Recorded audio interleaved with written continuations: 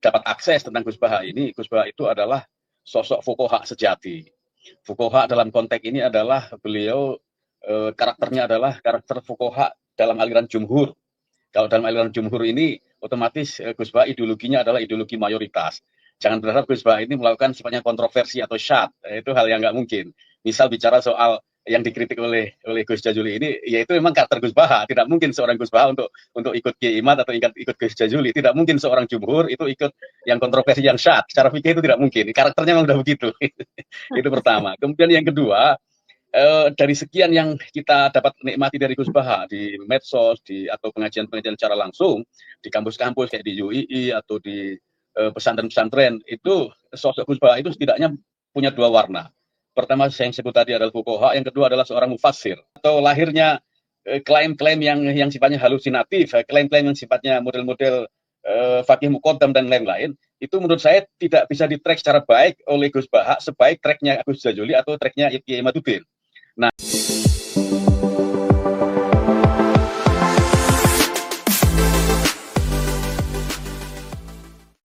Assalamualaikum warahmatullahi ta'ala wabarakatuh.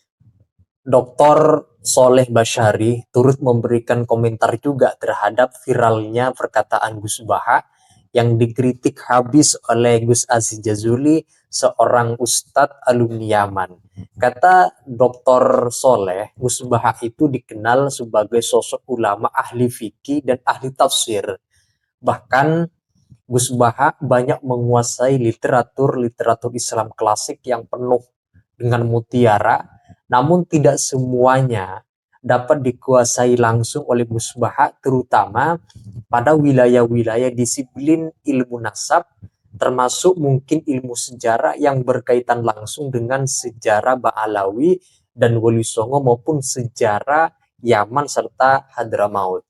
Sehingga menurut Dr. Soleh, semua hal disiplin keilmuan Islam itu tidak dapat ditagihkan dari Gus Baha. Meskipun Gus Baha itu alim pada wilayah fikih, pada wilayah tafsir, tapi pada disiplin ilmu-ilmu yang lain, ini barangkali tidak terlalu pakar. Itu sebabnya ketika berbicara mengenai nasab Wali Songo, itu langsung dikritik habis oleh Gus Aziz Jazuli. Nah, untuk itu teman-teman, mari kita simak komentar dari Dr. Soleh Basyari terhadap Gus Baha. Mari kita simak dalam video berikut ini. ya, Assalamualaikum warahmatullahi wabarakatuh. Selamat malam Kiai Ubaidillah, selamat malam Gus Jazuli yang saya banggakan. Luar biasa, orang pertama yang mengkritik dalam tanda kutip Gus Baha gitu.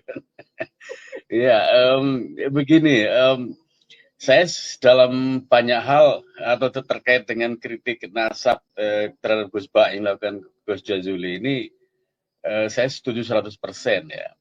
Kenapa? Ya, kita atau halayak kaum Nahdliyin idealnya tidak membebankan semuanya pada Gus Baha. Kasihan sekali Gus Baha ini udah melakukan banyak hal, udah melakukan banyak terobosan, udah menghadirkan banyak solusi yang mauquf ratusan tahun bahkan ya, tentang qaul, tentang hadis, tentang fikih satu sisi. Sisi lain, saya punya catatan terkait hal ini tentang Gus Baha. Pertama adalah sepanjang yang kita dapat akses tentang Gus Baha ini, Gus Baha itu adalah sosok fuqaha sejati. Fuqaha dalam konteks ini adalah beliau karakternya adalah karakter fuqaha dalam aliran jumhur. Kalau dalam aliran jumhur ini otomatis Gus Baha ideologinya adalah ideologi mayoritas. Jangan berharap Gus Baha ini melakukan sifatnya kontroversi atau syad, itu hal yang nggak mungkin. Misal bicara soal yang dikritik oleh Gus Jazuli ini, yaitu memang karakter Gus Baha. Tidak mungkin seorang Gus Baha untuk ikut Kiai Imad atau ikut Gus Jazuli. Tidak mungkin seorang jumhur itu ikut yang kontroversi yang syad. Secara fikih itu tidak mungkin. Karakternya memang udah begitu. Itu pertama. Kemudian yang kedua, dari sekian yang kita dapat nikmati dari Gus Baha di medsos, atau pengajian-pengajian secara langsung di kampus-kampus kayak di UII atau di pesantren-pesantren, itu sosok Gus Baha itu setidaknya punya dua warna. Pertama saya yang sebut tadi adalah fuqaha, yang kedua adalah seorang mufassir. Nah, itu lekat sekali apa namanya sebagai fuqaha, Gus Baha menguasai hampir semua pendapat qaul atau aliran fikih secara luar biasa ya. Nah, dan itu turos atau warisan keislaman klasik abad pertama, abad pembentukan madhab-madhab fikih mulai akhir abad ke pertama Hijriah tahun 90-an Hijriah hingga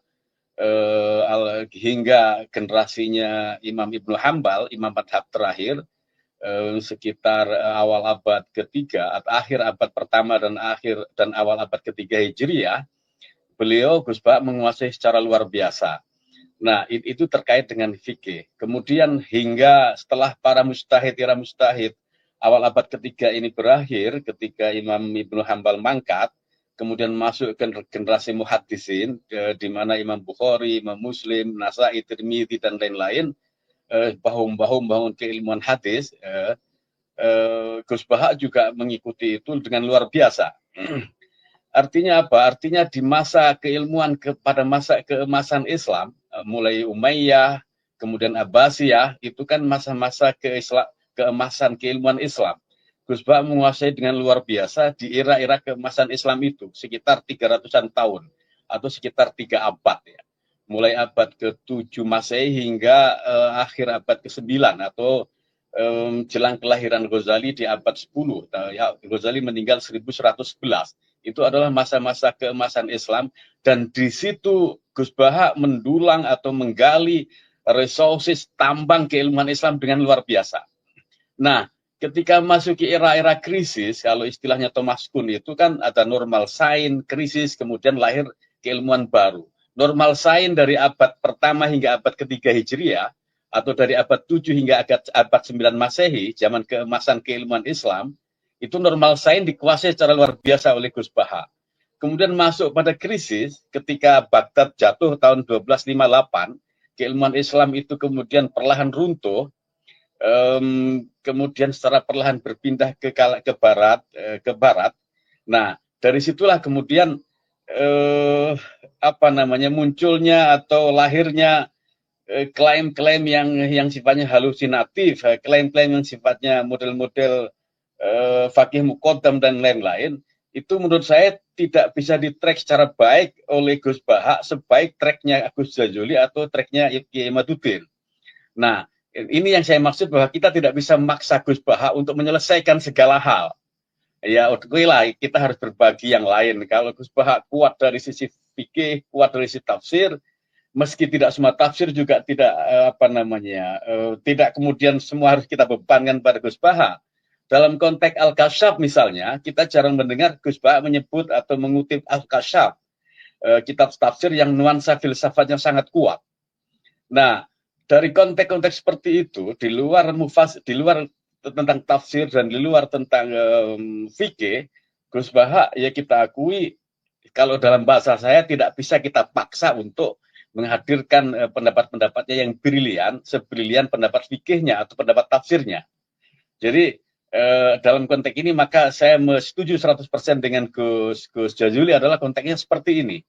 Nah, kemudian keilmuan matang dalam keemasan Islam yang dikuasai secara luar biasa oleh Gus Baha itu menghadirkan atau mentipologikan bahwa model keislaman atau model pemikiran atau model fikihnya Gus Baha itu adalah pemikiran yang melegitimasi realitas.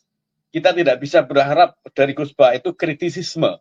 Kita tidak bisa berharap dari Gus Baha itu cara pandang atau perspektif yang berbeda atau yang keluar dari mainstream, keluar dari jumhur. Misal tentang Ba'alawi ini. Boro-boro bicara soal Ba'alawi itu bukan duriyah. Contoh misal yang saya maksud dengan cara keislaman atau model pemikiran Gus Baha itu adalah melegitimasi realitas dan bukan nalar kritis. Misalnya adalah ketika dia mencoba untuk memecahkan problem keseharian, kemudian dia menyebut bahwa jadi orang Islam itu gampang. Udut, ngerokok, ngopi, tidur, tangi, subuhan, rokok, udut, tangi, subuhan lagi. Nah, ini adalah melegitimasi realitas bahwa hidup ini sebenarnya itu saja. Kita tidak bisa melihat, padahal kan itu tidak cukup untuk menjawab sebuah tantangan zaman. Itu tidak cukup untuk menjawab realitas. Itu tidak cukup untuk menjawab orang yang butuh pekerjaan, orang yang butuh pendidikan yang baik, orang yang butuh tentang kesehatan, atau orang yang butuh tentang tata kelola bernegara secara baik, apalagi bicara soal sejarah klasik. Nah, ini adalah contoh dari model keislaman Gus Baha.